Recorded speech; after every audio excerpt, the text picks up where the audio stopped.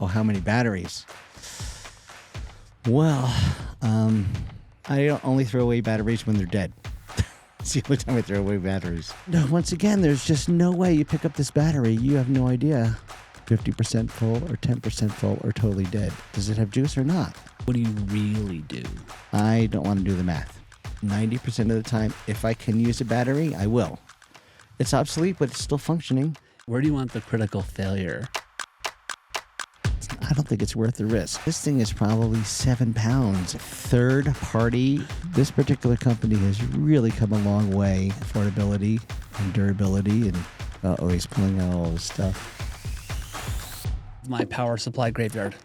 This battery right here actually has a voltage readout. I didn't even realize the evolution either. Let's say you're going to go shoot in a cave, right? All day, you got to have batteries. So that's 1, 2, 3, 4, 5 different ways to use your battery these days.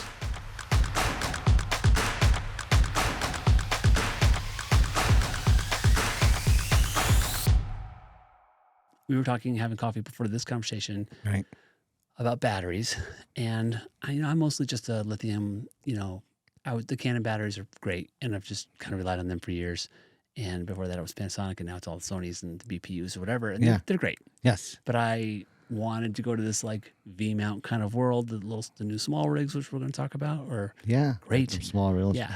So now my FX6 and FX3 have that battery solution, which I really like. But when you lay all these out, Yeah, I'm kind of like, I didn't even realize the evolution either until I, went back in my equipment closet and kind of pulled out some of the stuff I'm still using, some of the stuff that I'm not using. I gotta tip my hat off to IDX, right? Because these were the guys that actually went up against Anton Bauer. So for years and years and years, there was only one type of battery mount. And that was the Anton Bauer or AB lock, the 3 little pins on the back that you don't even know about. I don't even know. Wow. I mean, I got in post in 2006. So what year are we talking about here? I really don't know. We'd have Before to look that. at, yeah. Okay. Oh, yeah. It's a 3-prong slide into the side lock, and they call it right now AB, Anton Bauer. Okay. And they were the only game in town for batteries forever. Until IDX came around, and they started with the whole V-mount thing. And nobody thought it would stick because it, was new. And they invented V-mount. They invented Oh, V-mount. okay. Yeah. These are the original V-mount batteries. And I gotta tell you guys, this one battery right here is from 2008. I'm at to break out to see. Yeah, from 2008. It still works. That is incredible. What is that? 16 years I've had this one battery, and it's battery's organic, and so it's not only just usage, but it's actually over time. They will degrade. Yeah, like the cycles, or whatever, charging, Yes. whatever. How many? So has it degraded? Yes, it's degraded okay. a lot. Obviously, over 16 years, so it doesn't have anywhere near the total charge that it had, years ago. How close is it? It's probably only 25%. Oh, okay. Much less, like less than half. Oh, yeah. Yeah. Okay. 14 years is crazy long to have a battery, right? But, So why do you... I keep it just, if I just have to power on my camera to do a quick little test, and I really don't want to, drain any of the batteries that I'm going to be using for the next day, I'll use it for that. I also have a camera package where it'll just be a spare. It just kind of lives in the camera case, and you can still get 15 or 20 minutes out of it. So it's really it's an emergency. This is like in your blue bag where you have partially used AA's. No, this actually I'll throw this in like the camera case, like a porta brace case. Yeah. Oh, okay. But I mean, it's the same principle. You keep batteries around that are known to not be fully functional, but are good enough in a pinch. Yeah, they're an emergency battery. If for some reason you've used all of your new batteries, I do have a couple of partially used, right? I don't know. They still could be 90%. They could even be 95%. So I don't only throw away batteries when they're dead. It's the only time I throw away batteries. Let's see. So the build. So check this out. So when IDX came out with the V-mount, one of the very cool things that they came up with was the stackability, right? So you could actually stack two batteries together, right, to get double the power. And that was incredibly innovative back in the day, and became one of their big selling points, because if one of your batteries was failing and you didn't want to stop a record, so to speak, you actually could live add a battery, and now your battery that was being drained would be able to use voltage from the new battery. Very, very innovative. Oh wait, it would It swap them out. It would pull voltage to the Yes, other one. exactly. So what would happen is, Yeah. let's say this was at 10%, this was at 90%, you'd add the new one, and now it would even out the voltage. So the voltage would go to 50 of each. Oh, So it wouldn't take this all the way down. it wouldn't charge the other one. It would even it out. Yep, it would even it out. Did it have a computer chip in it? I had no idea. In newer batteries, Right. are you aware of anything similar? Yes, there are now some current manufacturers that do have the stackability still. And they do that same kind of power Yeah. balancing. Yes, they do. Wow. Yeah, it's pretty cool. Yeah, I want to point out, though, in the initial battery configurations, at least 14 years ago, because we have one that's 14 years old, check this out. There is not a single DTAP available. There is not a single USB available. There is no way to externally power something that's either 8 volt or 12 volt. It's quite simple. The only cool thing about it, besides stackability, is, and this is one of the reasons I have such a big variety of batteries out here, is there is a voltage meter. So, and this is what I really wanted to talk about, is this is so key, is being able to tell how much battery power is left. So this one, if I hit the button, it looks like it's full power. If I hit this button, it's also full power. So I think, it's tremendous. Wait a second. Are you saying doesn't every battery have that? No, I'm going to show you some batteries that don't have a You don't readout. have any meter on it at all? Yeah, no meter at all. So here, guys, here's. I guess I'm spoiled. Oh wait, I have So here's MP7 batteries, whatever that. Is right. that what that is? This No. is an NP battery. Yeah. Yes. Okay. And this particular one is a knockoff of Sony's NP batteries. And NP batteries have just the two little conductors for power. That's how you tell an NP versus some of the other styles. And once again, there's just no way you pick up this battery. You have no idea, TJ, whether it's 90% full or 50% full or 10% full or totally dead until you put it in the camera, which I think is a total waste. I only use those kind of things on monitors or. Even for monitors, I mean, to just, pull this out of a case, you're like, is it dead, or does it have juice or not? I mean, I end up doing this thing where I have a pile of those, right? mm-hmm. And every once in a while, I'll be like, I don't trust my own system I have two little bins, Yeah. and I'll just break out the charger and go check them all. Yep. Because I just don't believe I do the exact same thing. So any that I have sitting around and I've lost track of whether I've used it or not, and I have the bin system too, I just go and charge it. But, why even own batteries like this when, you can get batteries with, they're cheap. a readout? They're cheap, right? It is a little bit cheaper, but I don't think it's worth the risk. Okay, you just took the words out of my mouth. There are these things where it's like, where do you want the critical failure? Yeah. Like when you use a really cheap tripod with no nice Fluid, right? head. Yeah. And or like where do you want to? So I think you're saying, in your experience, skimping on batteries is not the greatest idea. Right. And like you say, it's maybe the equivalent of skimping on your tripod, What camera would take an MP? I've never seen a camera that takes that. So let's see. So things that are taking these, I believe EX3. right now there's monitors that take this particular. Yeah. No cameras though, right? Is what I'm. No, the cameras Okay. are mostly taking, this particular amount. Yeah. Yeah, the BPU. BPUs, Yeah. correct. Okay. So, But still, like you can't have like a client monitor, for example, go out. right. Yeah. So, I mean, I just feel like Yeah. it's not worth the money to not know exactly, what level of charge you have in each battery. Yeah. Here's here's kind of a cool battery. This battery right here actually has a voltage readout. So I'm pushing the button and I'm getting a voltage readout of 8.4 and a little LED battery thing.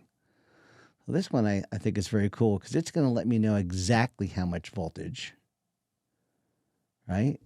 And these other ones, they have a fuel gauge, so empty to full. But once again, you're still not knowing, when you get to your last part of the fuel, is that 30% of battery power left or 20% of battery power left or 10%, So I love these LEDs. And look at this. But that's still 25, 50. How is that better than you just like the LED display? Yeah, because it's more exact, right? So it's gonna drop from, it's gonna tell me I have 8.4 or 8.3 or 8.2. And this is going to tell me, I don't know, there's 40% left or 20% less left. Right? So, or 25%. Got it. I'm sorry. When you showed the LED, I thought it was an LED readout of 10, 20, 40. It wasn't. It was voltage. It's voltage, yeah. Voltage. Okay. Yeah. So, and we were talking before we started rolling about, like, what do you really do, to make sure stuff isn't going to run out? And I was saying, like, how do you, and I think you said you just plug something in and let it run until it dies.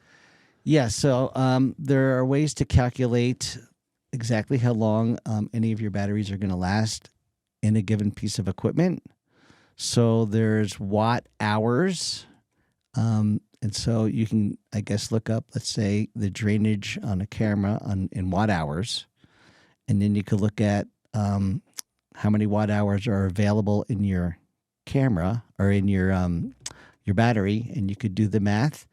I don't want to do the math, so a lot of times I'll just put the battery on a piece of equipment that I'm using, and I'll do a little run test, and I'll see if it lasts 2 hours or 20 minutes or whatever. Also, in a lot of pieces of gear these days, when you put a battery on there is a little indicator that will tell you how long the battery runs. Especially in cameras, there's usually a little indicator up there if you put a battery, internal battery. Yeah, so if you buy a Sony BPU, which is expensive, right? Yeah. It could be $500 for these batteries. Yeah. And there was a time, I think it was last year, they were like in short supply for some reason. But if you buy one of those batteries, I think it has a chip in it or something that is proprietary to Sony. Agree. Yeah. Right. So then therefore it says on that camera in this it can operate at whatever, 2 more hours. I'm trying to make this like kind of like generic and useful, right? Yeah. Well, I feel like a similar thing with media cards, where all I really want to do is make sure that I don't have to think about it. Right. So for example, I almost bought knockoff BPUs. Okay. And I didn't want to worry about the risk of it. Yes. So even if it was the big fat knockoff and I had a 1 hour shoot, I'm like, is this thing going to melt my camera? Right. So then I'm just like reading a couple of reviews and they seem like horror stories. Yeah. And so when I bought and the V mounts have changed a lot, right? We're going to talk about the small rig thing, I think, soon. But like with the USB-C, I finally was like, okay, the large plastic V mount things on huge ENG cameras, I've always been a little intimidated by.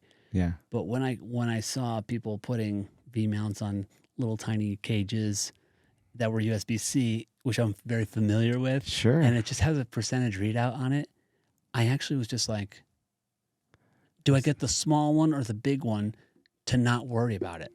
Yeah. So I was like, I'll get one big one and one small one. That's a good way to go. I mean, it's whatever. I mean, I think there's enough stress that goes on in a production where, I mean, if you can minimize the brain drain, you might as well, take advantage of that. And so, if you do have these digital readouts, Yeah. which tell you the exact voltage, then you're just taking stuff off the table, right? It's just like, let me just limit the amount of stress I have. Do I have enough battery to run for this 2-hour interview? I'd love knowing that. Or media card. So in these cameras right now that are running right now, Yeah. I bought 2 CFast Card B. I think they're CFast Express C. God, goodness.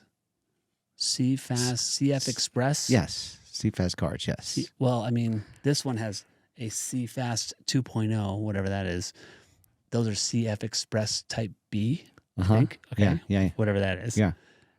The Sony ones are really expensive, right? Yeah. And they're 160 gigs a card, right? Yeah. So that camera and that camera, I put those in. And that camera has like a Lexar 80 gigger, right? Yeah. So you know what I'm thinking right now as we sit here? Because Yeah. yesterday when we were recording, we ran out on the main camera. Right. Like, I should have bought 3 Sony Yeah. one just so I wouldn't have to worry about it. Yeah. I totally agree. It would have been another $100 or something. But this sucks. Yeah. I have found that the third-party batteries, especially the ones where there's no way to evaluate how much, it's risky. Yeah. And for me, it never was worth the discount. I tried a couple. Yeah. And I'm not a fan. Yeah. So I did go back to buying, OEM, the regular. Yeah. If I wanted to buy the BPUs, I would buy the Sony one. Yep.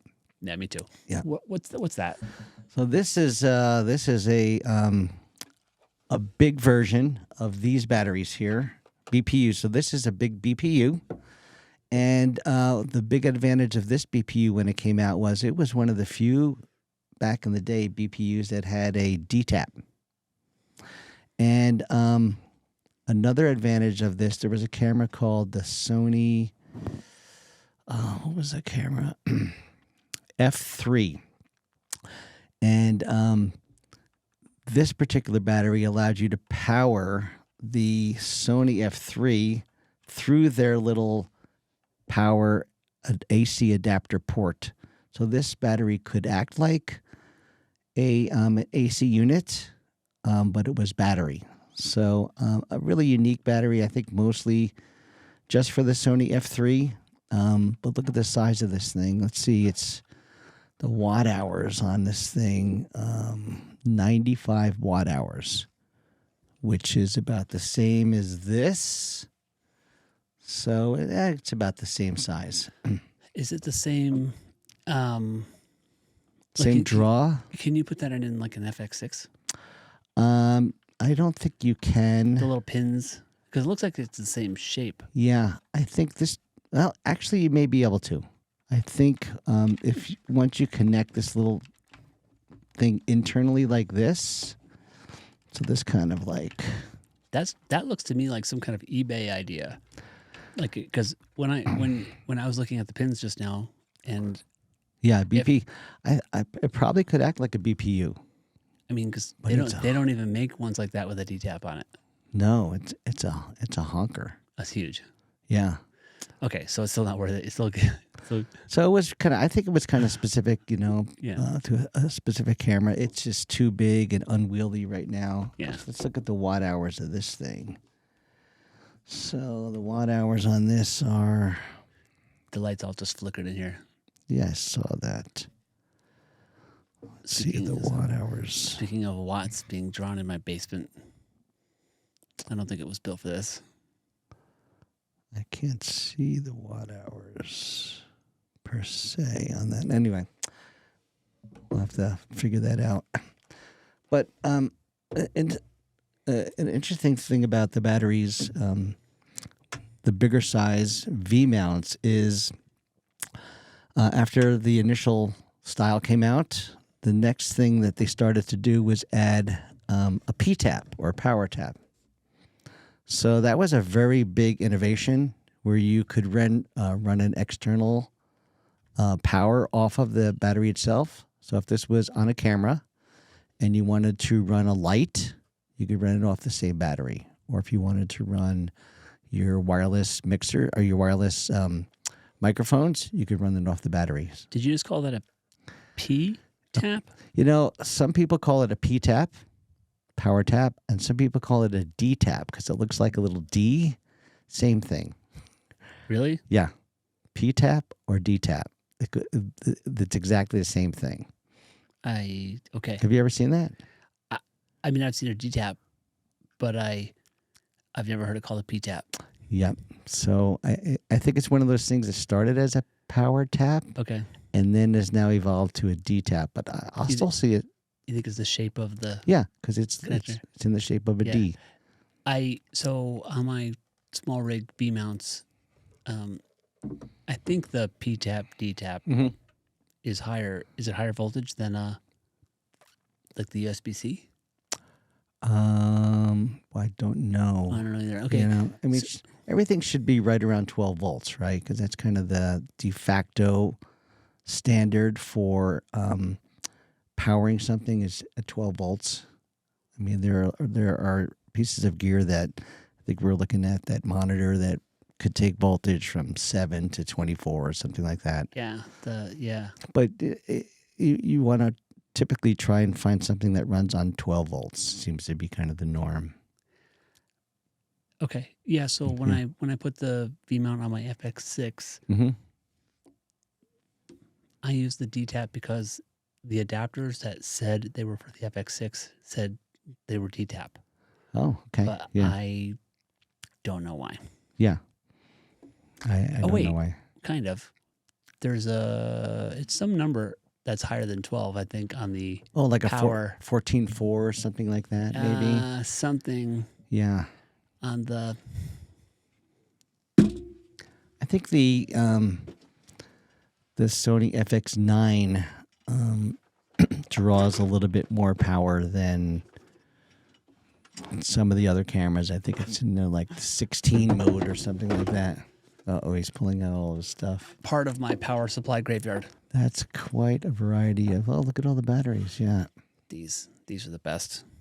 That's the FX. Oh, I just want to see if the.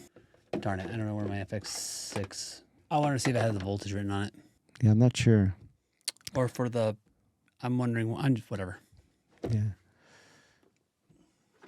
I'm wondering why I'm using DTAP to power the camera instead of USB-C. So if USB-C is just sort of like a more contemporary connector, Yeah. I think it's a pretty high power. So is there a UP for the FX6? Right now it's plugged into the wall. So I don't know. You're wondering why it's a DTAP cable versus a USB-C cable? I want to look at the back of the camera. Is that what you're wondering? Wait a sec. We got an idea. I got an idea. Yeah, I'm wondering. Why DTAP versus USB-C? Well, and it could be voltage related. I mean, the size of the DTAP cable is much bigger. It's also a much more positive lock, you know? So that could be one reason. There it is. I knew it was some big number. 19.5 volt. Oh, wow. Okay. Oh, wait. Output. Output of the... Okay. So anyway, the power of the camera from a DTAP source like AV mount use a DTAP power cable. Converts the 14.4 from a DTAP to the 19.5 volt for the camera. Oh, that's interesting. The cable, whatever. Okay, so when I bought, oh yeah. So there's a little conversion that goes on. Serious rabbit hole there. Sorry. Yeah, Kind of fun. No I thought problem. it was kind of so. This stuff is really wild. Yeah, and there's a lot to learn. There's lots to learn. Like when I bought I just remember buying. The reason I wanted to go with the V mount was because I was already getting the small rig cage. Yeah. The V mount adapter for the blue Condor cage, which I'm selling, Yeah. was $180, which was like more than the entire small rig. So I was like, I'll sell the Condor thing and buy the one with the V mount. Yeah. It looked very convenient. They've gotten smaller. Yeah. It's almost like these like little tiny like tipping point for me. Yeah. And I was like, I can get rid of worrying about BPUs and buying $500 BPUs, and I can use it on other stuff. Yeah. So I mean, This is the small rig you're talking about, right? Yeah, that's the 50. So the bigger one, which is the 99 5 or something, or 99. is on the wide camera right now. But look at the difference in, Yeah, it's tiny. the evolution of lithium ion camera batteries Yeah. is gigantic. It's it's this not only size, right? It's not only size and weight, but look, I'm just going to show you like all the different options you have here on this battery here. So you have a USB-C port, you have a USB-A port, then you also have these two other voltage outs, an 8 and a 12, and we were trying to figure out exactly what that means. Like, And then, what you would use it for? yeah, what's the difference? And then, Yeah. of course, you do have a D-tap. So that's 1, 2, 3, 4, 5 different ways to use your battery these days. And the thing on the bottom, whatever that's called. And this would be the IDX or V-mount power or charging port. So if you look at in the beginning, those have 1, 2, 3, 4, 5, 6 holes. All of these have 6 holes, 6 holes, 6 holes, 6 holes. So if you wanted to use an actual V-mount charger, you would be able to just click this in. And it's aesthetically, like they just used to look like these. They looked really big on the back of a camera, and it's a big deal that they're smaller. Yeah, look at the size and weight of this thing. This thing is probably 7 pounds, and even though it's 230 watt hours, and it'll probably power, your camera for 2 days. Who wants to even just put that on a piece of gear these days, I'm wondering if the cycling has gotten better. Battery tech overall. My last job, there was like this graveyard of old V-mounts. Yeah. Because of the cycling challenge mostly. Because you still could use them. Yeah. This battery, which I still use on lights, is 10 years old. It's from 2014. Oh, that's interesting. So you tier the risk down to the lights, maybe? Yeah. Okay. Yeah. Because they take less power? No, they usually take more power. Okay. Yeah, they take more power than the camera. So it's so funny. I'm thinking even the tiny LED ones, the Amarans or whatever, like this thing over here. Oh, if it's small, it's still gonna draw more amps than a camera. Yes, it is. Yep, even that little 200 will draw way more amps than the camera. But yeah, my God, this thing is just so big. Here's a little third party, I'll call a discount battery by Newer. This particular company has really come a long way in terms of affordability and durability and bang for the buck. I figured I would try it because I tend to use batteries that have got a name brand. These guys are now becoming a name brand, but boy, it's been great. And look at this difference here. So not only are they adding a D-tap, but they have a USB as well. So these newer batteries, USB-A. A, yes. Yeah. USB. I have a couple of things from that brand. I think I got a C-stand from them. Yeah. And like a bounce once. They're very affordable, and the quality is really. There used to be, discount type of company, entry level type of company, but I've been doing this over 25 years, and I'm starting to buy stuff from them. So that says a lot, They are becoming much more reputable. So I'm sorry. Tell me anything else you think somebody might want to know about this stuff? No, we just really wanted to talk about, the evolution, right? Just, size and weight and convenience and power and. Yeah. How about just to take it to a bigger sort of topic. Yesterday we were talking about building your stuff, right? Like as in building a package. Yeah. Building your gear set. And we're probably going to make a more robust rent versus own sort of discussion. Yeah. $10,000 a year for purchases of all purchases. You're just one person. Can you ballpark how much you'd put into camera bodies, glass, accessories? I'm wondering this kind of like, if you buy a battery, do you told me, I think, that it used to be a camera body you would think is a 3-year purchase. Well, for return on investment, yeah. Return on investment. Yeah. And these days it's like the return is faster, but so is the obsolescence. Correct, yeah. What about batteries? Like, how many years? Well, I mean, if you just look at what I have a battery, that's from 2008. I've got a battery from But it's obsolete. It's obsolete, but it's still functioning, but Yes. not at 100% capacity. So I still use it, right? So I still use it if I'm just working on my bench, Yeah. and I want to do, some camera tweaking.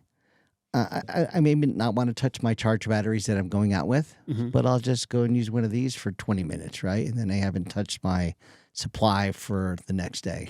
I think it's safe to say that some things are more evergreen than other things. Yes. A tripod, you can get 10 years out of a good tripod. Easy. Or more, Right. yeah. I've had one for like 15 years. Yeah.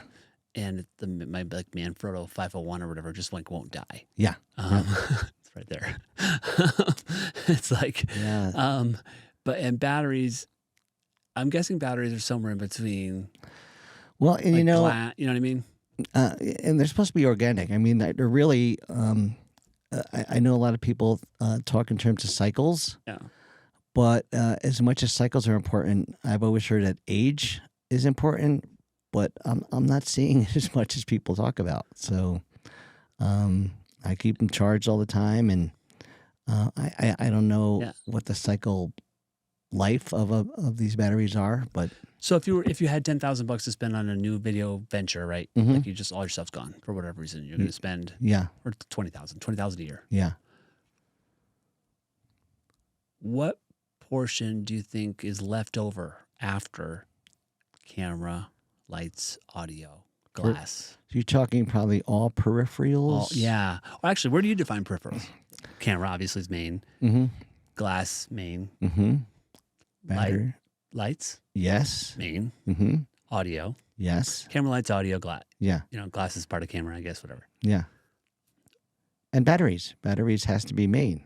Okay, that's where I was going with that. Yeah. I mean, but they're not though, because they don't need to be treated the same way. Because you can take a battery and you can use it across multiple camera systems, Right. and they last for time. Yeah. Okay, I'm sorry.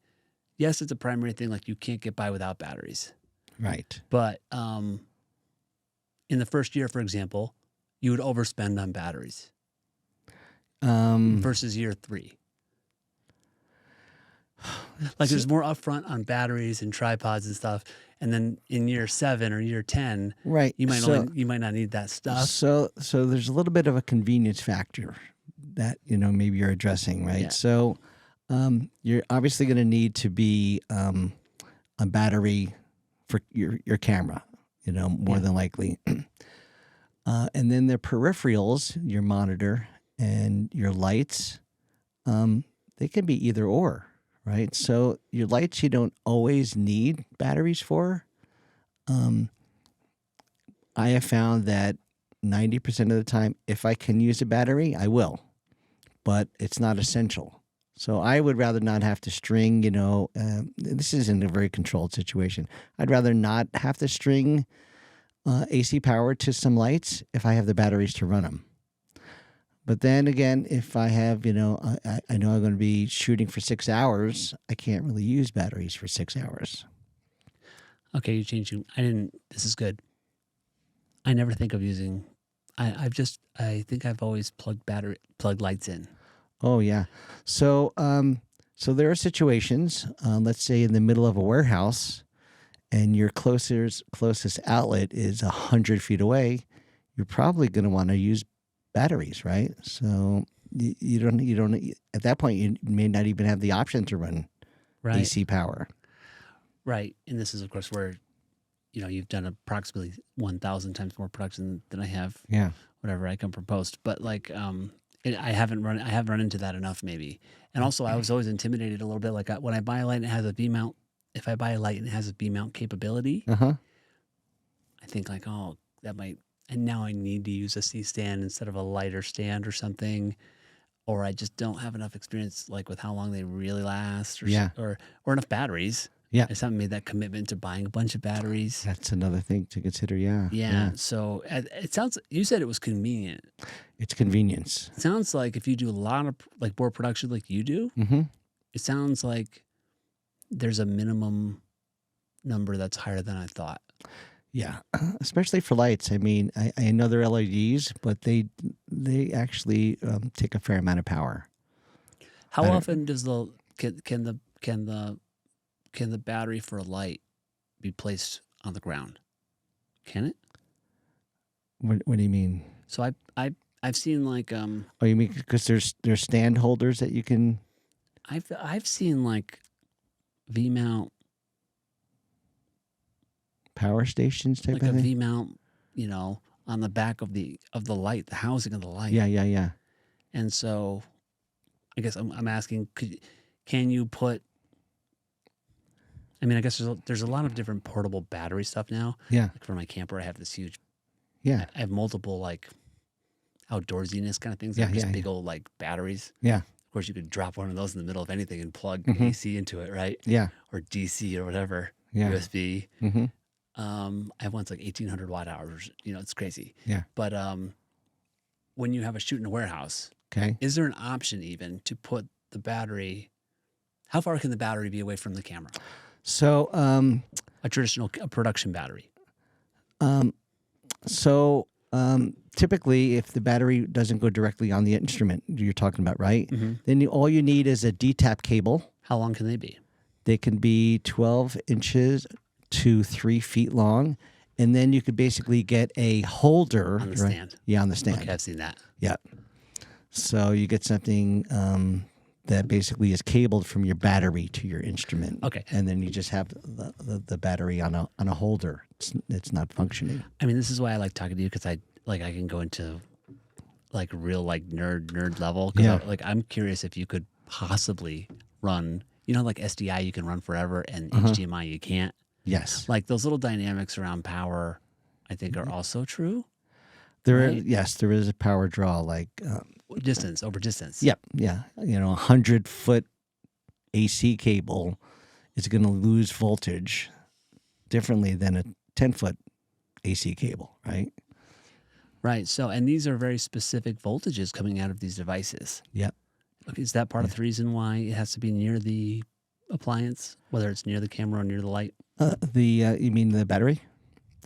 It's just convenience, right? You don't want to obviously have a 35-foot D-tap cable. The expense on the cable would be enormous, right? So you want to just have a short little cable because it only costs $10. Well, I'm picturing a huge area where your hair light is up on some, I don't know, it's far away. You'd still just want batteries on all the accessories. Yeah. So Yeah. I'm kind of marching toward the idea of like, How long how many batteries? how many batteries? Well, Like what is a reasonable, it's almost like cameras. Like, do you need 7 cameras? No. But you need more than one. yeah, you always probably need at least 2 batteries per instrument, right? Because you don't want to run short. Okay, but I guess I mean picture a shoot. How many could you use on one shoot? It just depends on how long the shoot was, right? If it's one interview, you're probably good covering yourself with batteries. If it's 12 interviews, you can't get by on using batteries. Does that make sense? Yeah, okay. So the duration of battery usage really is the biggest impact. How much run time are you going to get out of your batteries? I'm going back to the, like, I have $20,000 and I need to buy some stuff. Yeah. I'm going to get 2 cameras. Mm-hmm. I'm probably going to get, I don't know, an FX3 and an FX30 Mm-hmm. and, whatever. Yeah. I'm going to get 2 tripods. Yeah. How many V-mounts am I going to buy?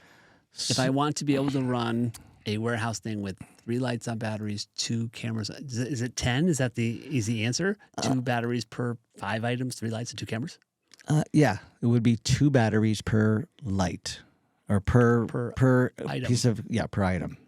Okay, so That's more than I was thinking before we started this video Yeah. or this conversation. It can be quite a bit. Yeah. But you got to look at it too. It's a little bit of a luxury item. Like you don't have to have batteries to run your peripherals. Sometimes it's nice to have those, but it's not essential. So that would be something that you would acquire over time. Okay. You know, you're not going to jump in and buy 6 batteries to run lights because I mean these are $500 a piece at sometimes, right? So Some of these. Yeah, so that's the other thing. So I know the technology's changed a lot in batteries broadly. And the large small rig, I think it was $250. Right, yeah. So I think they used to be $500. I think they used to be more. Yeah. But the Sony BPUs are still $500. Yes. And these like Canon, Yeah. these are still really expensive. I know that. I don't. So I guess once again it becomes a luxury item. Okay, how about this? So, well, why are you saying that? I don't get it. So so the amount of times you're going to need to be, let's say, all battery, it's probably less than 10%. Okay, that's what I'm trying to figure out. Yeah. Less than 10% of the time you have no power. Yes. No AC power. Correct. No plug in the wall. Yeah. Which is why I haven't run into it because I don't do enough production. Right. Yeah. So it's really rare that you're going to absolutely need battery only. And what could you do if you absolutely only need battery only? Rent them. You can rent a couple. Yeah. Yeah. If you know you're in a situation, let's say you're going to go shoot in a cave, right? You know, and you're going to be doing B-roll down there for all day, you got to have batteries. So, I mean, when it comes to camera, I think that's different than lights. It is. I never plug the camera in unless it's like a hotel. Yeah. Unless you're camped out all day long, you don't need to. Because people will go say, quickly, come over here and blah, blah, blah. Yeah. Yeah. So most of the time, you do need batteries for the camera. I'd say 100% of the time, you need at least 1 full day's runtime batteries for the camera. A full day of shooting. Okay. So I think this is important. We're differentiating accessories, Yeah. peripherals. Mm-hmm.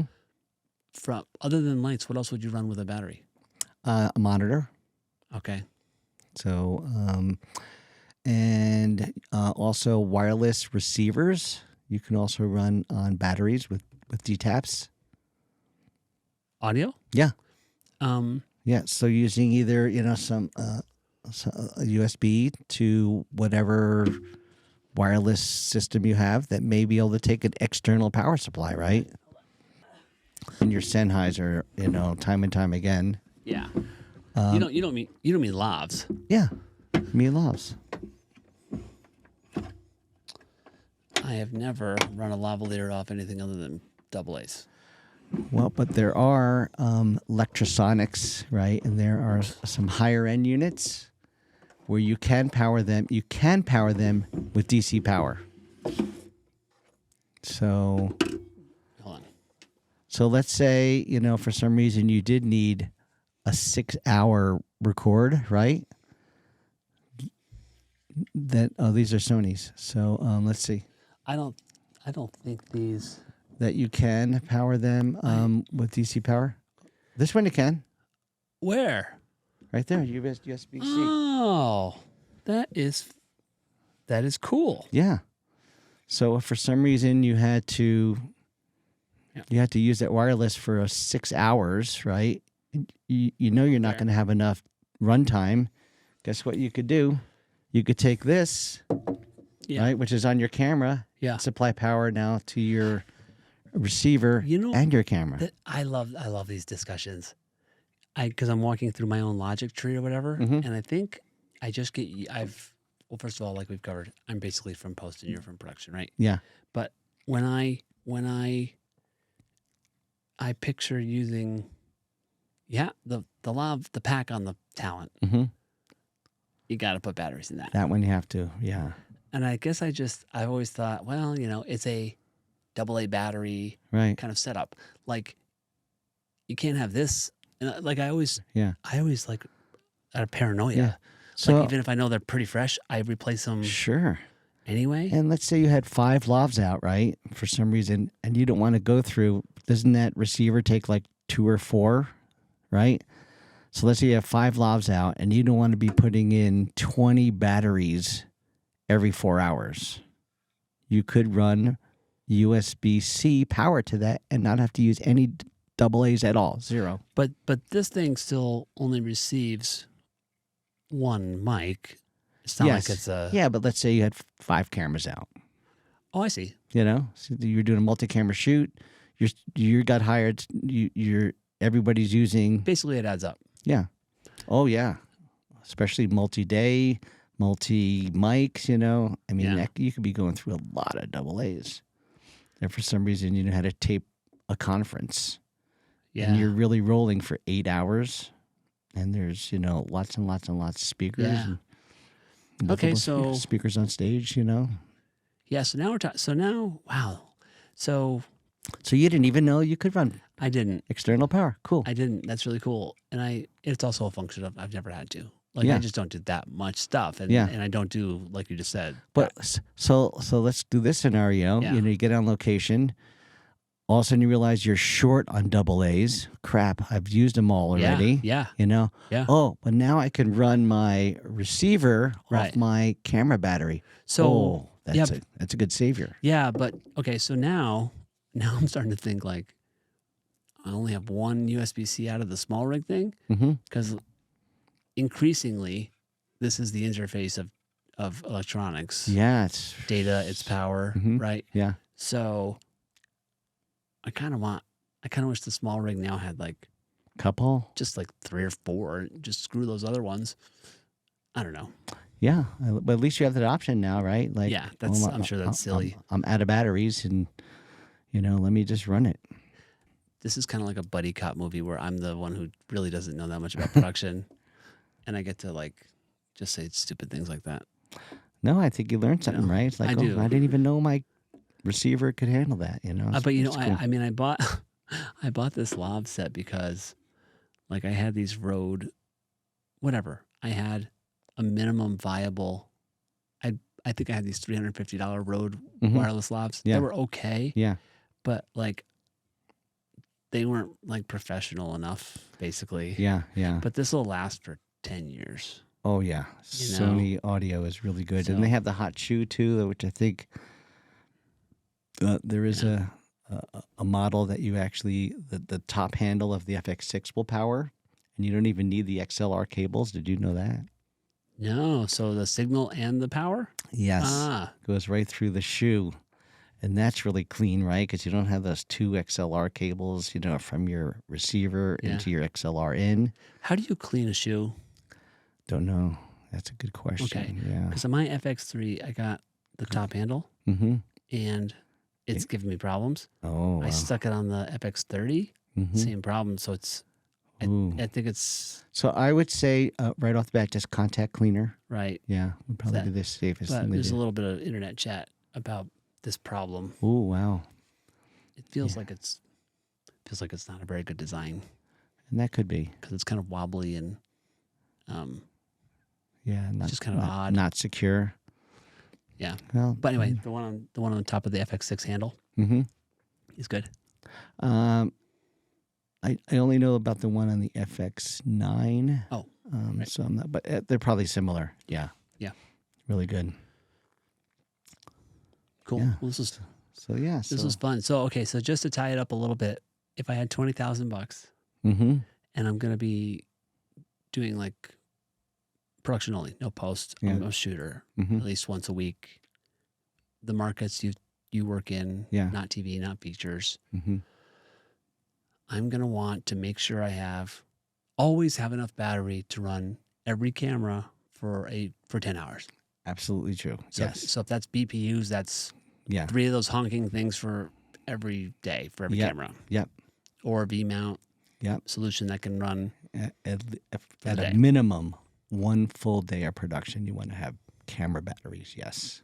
for every camera. Yep. Yep. And then on lights, it's a convenience factor. Yes, it is. And when production numbers get into the large numbers, years and years of experience, Mhm. you think on average that convenience has a return 1 time in 10. Correct. Yeah. Okay. Yeah. So if money's no object and you want to do 3-point lighting 10% of the time and have it be easy, you buy Yeah. 6 more batteries. You got it. That's So that exactly. okay. And then if you want to be a little bit more thrifty, you either rent them Yep. or you don't do those kinds of jobs. Yeah. Or I don't think you would avoid a job, just because you need battery power for your lights. I don't think you're going to say, no, I can't do that. I think you'll just go find some batteries that'll get you through. just one other thing, because the retail battery market has changed a lot, and I have this camper thing. I've had a Blue Eddy one, and I've had like what's my new one? Goal Zero. Uh-huh. Right. Yeah. It's basically it feels like a car battery. Yeah. It's heavy. It's like 30. Yeah. It's got to be 40 pounds. Yeah. But I think it's 1,800 watt hours. It has solar charging and all this crazy man. stuff, right? Yeah. Yeah. You can plug everything. You can plug every Yeah. kind of output into it, right? Right. Have you seen? Let's call them like not generators. Obviously, you can't run a generator on production because of the noise. Yeah. But like, unless it's far away. Yeah. Have you seen those types of alternative battery solutions in production? They are becoming more and more common because they've become affordable. So yes, you can buy a power pack, that may be 1,800 watt hours. Yeah. That you can charge and that you can take on location and just put that at the back of the room and then, run stingers to it. So yes, those are out there. I think they're a little bit pricey, so they're not common in the amount of times you are going to need them. Probably a rental item, Cool. Okay. So thanks, Rich. Yeah, that was a good discussion. Yeah. Batteries have all gotten better, all gotten cheaper. Yeah, and there's a wide variety. So try them out. Try out some new ones.